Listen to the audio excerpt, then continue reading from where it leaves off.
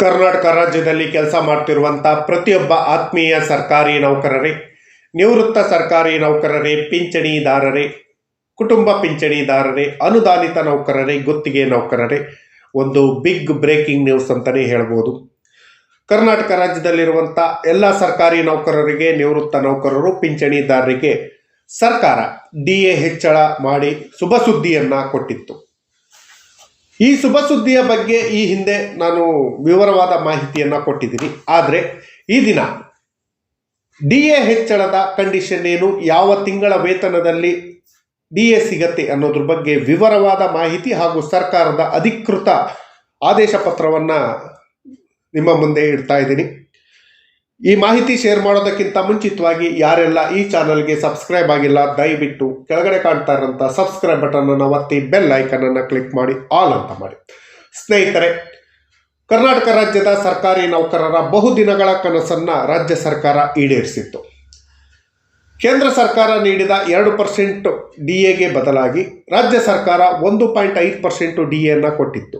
ಈ DAನ ಕಂಡೀಷನ್ ಏನು, ಯಾವ ತಿಂಗಳ ವೇತನದಲ್ಲಿ DA ಸಿಗತ್ತೆ, ಸರ್ಕಾರದ ಅಧಿಕೃತ ನಡವಳಿ ಏನು ಕಂಡೀಷನ್ ಇದೆ ಅನ್ನೋದ್ರ ಬಗ್ಗೆ ವಿವರವಾದ ಮಾಹಿತಿ ಪ್ರತಿಯೊಬ್ಬ ಆತ್ಮೀಯ ಸರ್ಕಾರಿ ನೌಕರರು, ನಿವೃತ್ತ ಸರ್ಕಾರಿ ನೌಕರರ ಬಹುದಿನಗಳ ಕನಸನ್ನು ಸರ್ಕಾರ ಈಡೇರಿಸಿದೆ. ಇದಕ್ಕೆ ಸಂಬಂಧಪಟ್ಟಂಥ ವಿಡಿಯೋನ ಮೊನ್ನೆ ಹಾಕಿದ್ದೆ, ಅದನ್ನು ತಾವು ನೋಡಿರ್ಬೋದು. ಇವತ್ತು ಅಧಿಕೃತವಾಗಿ ರಾಜ್ಯ ಸರ್ಕಾರ DA ಹೆಚ್ಚಳದ ಅಧಿಕೃತ ಸರ್ಕಾರದ ನಡಾವಳಿಯನ್ನು ಬಿಡುಗಡೆ ಮಾಡಿದೆ. ಈ ನಡಾವಳಿಯಲ್ಲಿ ಏನೇನು ಅಂಶಗಳಿದೆ, ಯಾವ ತಿಂಗಳು ನಮಗೆ DA ಸಿಗತ್ತೆ, DA ಕಂಡೀಷನ್ ಏನು ಅನ್ನೋದ್ರ ಬಗ್ಗೆ ವಿವರವಾದ ಮಾಹಿತಿಯನ್ನು ತಮ್ಮ ಮುಂದೆ ಶೇರ್ ಮಾಡ್ತೀನಿ. ಸ್ನೇಹಿತರೆ, ಕರ್ನಾಟಕ ಸರ್ಕಾರದ ನಡಾವಳಿ ತುಟ್ಟಿ ಭತ್ಯೆ ದರ ಪರಿಷ್ಕರಣೆ ಮಾಡುವ ಬಗ್ಗೆ ಅಂತ ಹೇಳಿ ಇದೆ. ಇದರಲ್ಲಿ ಸರ್ಕಾರದ ಒಂದು 3 ಆದೇಶಗಳನ್ನು ಹಾಕಿದೆ. ಭಾರತ ಸರ್ಕಾರ ಜ್ಞಾಪನ DA ಹೆಚ್ಚಳ ಮಾಡಿರೋದ್ರ ಬಗ್ಗೆ, ಹಿಂದಿನ DAಗಳ ಬಗ್ಗೆ ಆದೇಶಗಳನ್ನು ಹಾಕಿದೆ. ಈ DA ಆದೇಶದಲ್ಲಿ ಸರ್ಕಾರದ ಆದೇಶ IE8 SRP 2025 ಬೆಂಗಳೂರು ದಿನಾಂಕ ಮೇ 7ರಂದು ಈ ಆದೇಶವನ್ನು ಹೊರಡಿಸಿದೆ. 2024ರ ಪರಿಷ್ಕೃತ ವೇತನ ಶ್ರೇಣಿ ಯಲ್ಲಿ ವೇತನವನ್ನು ಪಡೆಯುತ್ತಿರುವಂತಹ, ಅಂದರೆ 7th ಪೇ ಕಮಿಷನ್ ಆಧಾರದಲ್ಲಿ ವೇತನ ಪಡೆಯುತ್ತಿರುವಂತಹ ಸರ್ಕಾರಿ ನೌಕರರಿಗೆ ಜನವರಿ 1, 2025ರಿಂದ ಜಾರಿ ಬರುವಂತೆ ತುಟ್ಟಿ ಭತ್ಯೆ DA ದರವನ್ನು ಪ್ರಸ್ತುತ ಇರುವಂತಹ ಬೇಸಿಕ್ ಪೇಗೆ ಈಗ ಪ್ರಸ್ತುತ ಇದ್ದಿದ್ದು 10.75%, ಅದರಿಂದ 12.25%ಗೆ ಹೆಚ್ಚಳ ಮಾಡಿ ಪರಿಷ್ಕರಿಸಿ ಮಂಜೂರು ಮಾಡಲು ಸರ್ಕಾರ ಹರ್ಷಿಸುತ್ತದೆ ಅಂತ ಹೇಳಿ ಇದರಲ್ಲಿದೆ. ತುಟ್ಟಿ ಭತ್ಯೆಯ ಉದ್ದೇಶ ಮೂಲ ವೇತನ ಎಂದರೆ ಸರ್ಕಾರಿ ನೌಕರನು ಧಾರಣೆ ಮಾಡಿರುವ ಹುದ್ದೆಗೆ ಅನ್ವಯವಾಗುವ ವೇತನ ಶ್ರೇಣಿಯಲ್ಲಿ ಪಡೆಯುತ್ತಿರುವ ವೇತನ, ಅಂದರೆ ಬೇಸಿಕ್ ಪೇಗೆ ಇದು ಸೇರ್ಕೊಂಡು ಬರುತ್ತೆ. 2000 ಬೇಸಿಕ್ ಪೇ ಎಷ್ಟಿದೆಯೋ ಅದಕ್ಕೆ 12% ಸಿಗತ್ತೆ. 2024ರ ಪರಿಷ್ಕೃತ ವೇತನ ಶ್ರೇಣಿಯಲ್ಲಿ ವೇತನ ಶ್ರೇಣಿಗಿಂತ ಗರಿಷ್ಠಕ್ಕಿಂತ ಹೆಚ್ಚಾಗಿ ಆತನಿಗೆ ಸ್ಥಗಿತ ವೇತನ ಬಡ್ತಿ ನೀಡಲಾಗಿದ್ದರೆ ಆ ಸ್ಥಗಿತ ವೇತನ ಬಡ್ತಿ 2024ರ ಕರ್ನಾಟಕ ನಾಗರಿಕ ಸೇವಾ ಪರಿಷ್ಕೃತ ವೇತನ ನಿಯಮಗಳು 3Cಯಲ್ಲಿ ಓದಲಾಗಿರುವ 7ನೇ ನಿಯಮ 3ನೇ ಉಪನಿಯಮದ ಮೇರೆಗೆ ಆತನಿಗೆ ನೀಡಲಾದ ವೈಯಕ್ತಿಕ ವೇತನ ಯಾವುದಾದರೂ ಇದ್ದಲ್ಲಿ ವೇತನ ಶ್ರೇಣಿಯ ಗರಿಷ್ಠಕ್ಕಿಂತ ಹೆಚ್ಚಾಗಿ ಆತನಿಗೆ ಮಂಜೂರು ಮಾಡಲಾದ ಹೆಚ್ಚುವರಿ ವೇತನ ಬಡ್ತಿ ಯಾವುದಾದರೂ ಇದ್ದಲ್ಲಿ ಅವುಗಳನ್ನು ಸೇರಿಕೊಂಡು ತುಟ್ಟಿ ಭತ್ಯೆ ಮಂಜೂರಾತಿ ಉದ್ದೇಶಕ್ಕಾಗಿ ಮಾತ್ರ ಮೂಲ ವೇತನದ ಮೇಲೆ ಸೂಚಿಸಲಾಗಿರುವುದನ್ನು ಹೊರತುಪಡಿಸಿ ಯಾವುದೇ ಉಪಲಬ್ಧಗಳನ್ನು ಸೇರಿಸಲ್ಲ. ಅಂದರೆ ಬೇಸಿಕ್ಕಿಗೆ 12.25% ಸಿಗತ್ತೆ, ಬೇರೆ ಯಾವುದಕ್ಕೂ ಇದು ಅಟ್ಯಾಚ್ ಆಗಲ್ಲ, ಬೇಸಿಕ್ಕಿಗೆ ಮಾತ್ರ ಅಂತ ಈ ಆದೇಶದಲ್ಲಿ ತಿಳಿಸಿದರೆ.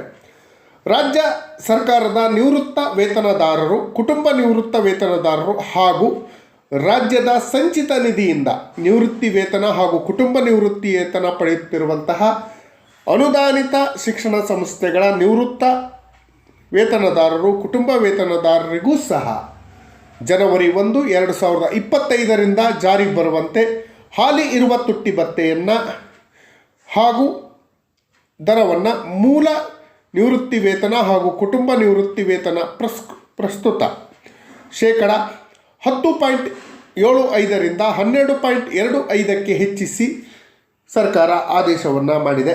ತುಟ್ಟಿ ಭತ್ಯೆ ಮಂಜೂರಾತಿಯ ಉದ್ದೇಶಕ್ಕಾಗಿ ಕರ್ನಾಟಕ ನಾಗರಿಕ ಸೇವೆ ಅಧಿನಿಯಮದಲ್ಲಿ ತಿಳಿಸಿರುವಂತೆ ಹೊರಡಿಸಿರುವ ಆದೇಶದಲ್ಲಿ ಮೂಲ ನಿವೃತ್ತಿ ವೇತನ ಹಾಗೂ ಕುಟುಂಬ ನಿವೃತ್ತಿ ವೇತನವನ್ನು ಹೊರತುಪಡಿಸಿ, ಅಂದರೆ ಫ್ಯಾಮಿಲಿ ಪೆನ್ಷನ್ ಹಾಗೂ ಪೆನ್ಷನನ್ನು ಬೇಸಿಕ್ ಪೆನ್ಷನನ್ನು ಹೊರತುಪಡಿಸಿ ಬೇರೆ ಯಾವುದೇ ಇದಕ್ಕೆ ಅರಿಯರ್ಸು ಅಲೋ ಆಗಲ್ಲ ಅಂತ ತಿಳಿಸಿದೆ. UGC ISAICT ICMR ವೇತನ ಶ್ರೇಣಿ ನಿವೃತ್ತ ನೌಕರರಿಗೂ ಕೂಡ ಈ ಹೆಚ್ಚಳದ ಆದೇಶ ಇಂಪ್ಲಿಮೆಂಟ್ ಆಗುತ್ತೆ ಅಂತ ತಿಳಿಸಿದೆ. ಸರ್ಕಾರ ಹಾಗೂ ಜಿಲ್ಲಾ ಪಂಚಾಯಿತಿಯಲ್ಲಿ ಕೆಲಸ ಮಾಡ್ತಿರುವಂಥ ಪೂರ್ಣಕಾಲೀನ ನೌಕರರಿಗೆ ಅಕಾಲೀನ ವೇತನ ಶ್ರೇಣಿಯಲ್ಲಿರುವಂಥ ಪೂರ್ಣ ವರ್ಕ್ ಜಾಬ್ ನೌಕರರಿಗೆ ಹಾಗೂ ಸರ್ಕಾರದಿಂದ ಸಹಾಯಧನ ಪಡೆಯುತ್ತಿರುವಂಥ ಶಿಕ್ಷಣ ಸಂಸ್ಥೆಗಳು, ವಿಶ್ವವಿದ್ಯಾನಿಲಯದಲ್ಲಿ ಅಕಾಲಿಕ ವೇತನ ಶ್ರೇಣಿಯಲ್ಲಿ ಇರುವ ಪೂರ್ಣಾವಧಿ ನೌಕರರಿಗೂ ಕೂಡ ಇದು ಅನ್ವಯ ಆಗತ್ತೆ. ಅದೇ ರೀತಿಯಲ್ಲಿ ಇದು ಯಾರಿಗೆ ಅನ್ವಯ ಆಗಲ್ಲ ಅಂದರೆ UGC ICMR ವೇತನ ಶ್ರೇಣಿಯಲ್ಲಿ ವೇತನ ಪಡೆಯುತ್ತಿರುವ ನೌಕರರು ಹಾಗೂ NJPC ವೇತನ ಪಡೆಯುತ್ತಿರುವ ನ್ಯಾಯಾಂಗ ಅಧಿಕಾರಿಗಳಿಗೆ ಸಂಬಂಧಿಸಿದಂತೆ ಪ್ರತ್ಯೇಕವಾದ ಆದೇಶವನ್ನು ಹೊರಡಿಸಲಾಗತ್ತೆ ಅಂತ ಹೇಳಿ ಸರ್ಕಾರ ತಿಳಿಸಿದೆ. ಈ ಆದೇಶದ ಮೇರೆಗೆ ಲಭ್ಯವಿರುವ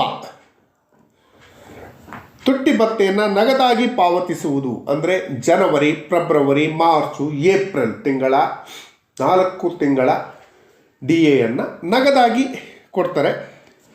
ತುಟ್ಟಿ ಭತ್ಯೆಯ ಕಾರಣದಿಂದ ಸಂದಾಯವಾಗುವ 50 ಪೈಸೆ ಹಾಗೂ ಅದಕ್ಕಿಂತ ಹೆಚ್ಚಿನ ಭಿನ್ನಗಳನ್ನು ಪೂರ್ಣ ರೂಪಕ್ಕೆ ಪೂರ್ಣಗೊಳಿಸತಕ್ಕದ್ದು ಮತ್ತು 50 ಪೈಸೆಗಿಂತ ಕಡಿಮೆ ಇರುವ ಭಿನ್ನಾಂಕಗಳನ್ನು ಕಡೆಗಣಿಸುವುದು ಅಂತ ಹೇಳಿ ಇದೆ. ಆದರೂ ನಮಗೆ ಸಿಗೋದು 1.5%. ಈ ಆಧಾರದಲ್ಲಿ 1.5%ಗಿಂತ 1% ಜಾಸ್ತಿ ಆಗಿದ್ರೆ 2% ಸಿಗೋದು. ಬಟ್ ನಮ್ಮ ಲಕ್ ಸರಿ ಇಲ್ಲ. ಕೇಂದ್ರ ಸರ್ಕಾರಿ ನೌಕರರಿಗಿರೋಂಥ ಲಕ್ಕು ರಾಜ್ಯ ಸರ್ಕಾರಿ ನೌಕರರಿಗಿಲ್ಲ. ಅದೇ ರೀತಿ ಮತ್ತೊಂದು ಕಂಡೀಷನ್ ಏನು ಹೇಳಿದೆ ಅಂದರೆ, ತುಟ್ಟಿ ಭತ್ಯೆ ಬಾಕಿ ಮೊತ್ತವನ್ನು 2025ನೇ ಮೇ ಮಾಹೆಯ ವೇತನವನ್ನು ಬಟವಾಡೆಗೆ ಮೊದಲು ಪಾವತಿ ಮಾಡತಕ್ಕದ್ದಲ್ಲ. ಅಂದರೆ ಸ್ನೇಹಿತರೆ, ಮೇ ತಿಂಗಳು ಸಂಬಳ ಕೊಟ್ಟಾದ್ರ ಮೇಲೆ ಕೊಡಿ ಅಂತ ಹೇಳಿದೆ. ಅಂದರೆ ಜನವರಿ, ಫೆಬ್ರವರಿ, ಮಾರ್ಚ್, ಏಪ್ರಿಲ್, ಮೇ ಅಂದರೆ 5 ತಿಂಗಳು ಅರಿಯರ್ಸ್ ಅಂದರೆ ಸಿಗತ್ತೆ ಅಂತ ಹೇಳಿ ತಿಳಿಸಿದೆ. ತುಟ್ಟಿ ಭತ್ಯೆಯನ್ನು ಸಂಭವನೀಯ ವಿಶೇಷ ಅಂಶವನ್ನು ತೋರಿಸುವುದು ಯಾವುದೇ ಉದ್ದೇಶಕ್ಕಾಗಿ ಇದನ್ನು ವೇತನ ಅಂತ ಪರಿಗಣಿಸೋದಿಲ್ಲ. ಅಂದರೆ ಬೆಲೆ ಏರಿಕೆಯಿಂದ ಬಳಲ್ತಿರುವಂಥ ಸರ್ಕಾರಿ ನೌಕರರಿಗೆ ಹಾಗೂ ನಿವೃತ್ತ ನೌಕರರಿಗೆ ಉಪಯೋಗ ಆಗಲಿ ಅನ್ನೋ ಉದ್ದೇಶಕ್ಕಾಗಿ DAಯನ್ನು ಕೊಟ್ಟಿದೆ. ಇದನ್ನು ನಮ್ಮ ಹಕ್ಕು ಅಂತ ಪರಿಗಣಿಸಂಗಿಲ್ಲ, ಇದನ್ನು ಮೂಲ ವೇತನದಲ್ಲಿ ಸೇರಿಸ್ಕೊಳ್ಳೋ ಹಾಗಿಲ್ಲ ಅಂತ ಹೇಳಿ ಕಂಡೀಷನನ್ನು ಹಾಕಿ ಕರ್ನಾಟಕ ರಾಜ್ಯಪಾಲರ ಆದೇಶದ ಅನುಸಾರ ಅವರ ಹೆಸರಿನಲ್ಲಿ ಶ್ರೀಮತಿ ಉಮಾ ಕೆ, ಸರ್ಕಾರದ ಜಂಟಿ ಕಾರ್ಯದರ್ಶಿಗಳು, ಆರ್ಥಿಕ ಇಲಾಖೆ ಸೇವೆಗಳು 2 ಸಂಕಲನಕ್ಕೆ ಎಲ್ಲ ಕಡೆ ಪ್ರಸಾರ ಮಾಡೋಕ್ಕೆ ಎಲ್ಲ ಇಲಾಖೆಗಳಿಗೆ ಕೊಟ್ಟಿದೆ. ಇದನ್ನು ಕರ್ನಾಟಕ ರಾಜ್ಯ ಸರ್ಕಾರಿ ನೌಕರ ಸಂಘ ತನ್ನ ಸೀಲನ್ನು ಒತ್ತಿ ಪ್ರಕಟ ಮಾಡಿದೆ. ಎಲ್ಲ ಇಲಾಖೆಗಳಿಗೂ ಇದು ಹೋಗಿದೆ. ಸ್ನೇಹಿತರೆ, ಏನೇ ಆದರೂ ಸರ್ಕಾರಿ ನೌಕರರ ಹೋರಾಟದ ಫಲವಾಗಿ 1.5% DA ಸಿಕ್ಕಿದೆ. ಅದು ಕಂಡೀಷನ್ನು ಇಂಪ್ಲಿಮೆಂಟ್ ಇದೆ. ಯಾವ ತಿಂಗಳ ವೇತನದಲ್ಲಿ ಸಿಗತ್ತೆ ಅಂದರೆ ಮೇ ತಿಂಗಳ ವೇತನ ಆದ ನಂತರ ಬಟವಾಡೆ ಮಾಡಿ ಅಂತ ಕೊಟ್ಟಿರೋದ್ರಿಂದ ನಮಗೆ ಜೂನ್ ತಿಂಗಳ ಸಂಬಳದಲ್ಲಿ ಹೊಸ ಬೇಸಿಕ್ ಸಿಗ್ಬೋದು. ನಿಮ್ಮ ಬೇಸಿಕ್ಕಿಗೆ ಎಷ್ಟು % DA ಆಗತ್ತೆ ಅನ್ನೋದ್ರ ಬಗ್ಗೆ ವಿವರವಾದ ವಿಡಿಯೋನ ನಾಳಿನ ವಿಡಿಯೋದಲ್ಲಿ ಅಥವಾ ಮುಂದಿನ ವಿಡಿಯೋದಲ್ಲಿ ತಿಳಿಸ್ಕೊಡ್ತೀವಿ. ಈ